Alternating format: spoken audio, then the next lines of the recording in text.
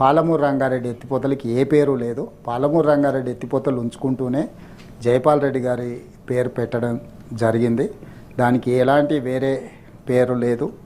కాబట్టి దాంట్లో అంటే వారికి ఇంకేదైనా జైపాల్ రెడ్డి గారి మీద ప్రత్యేకమైన అభిమానం ఉంటే వారు పెట్టమంటే హైదరాబాద్ మెట్రోకి కూడా పెడతాం. ఎందుకంటే అర్బన్ డెవలప్మెంట్ మినిస్టర్గా వారే హైదరాబాద్కు మెట్రో తీసుకొచ్చిండ్రు.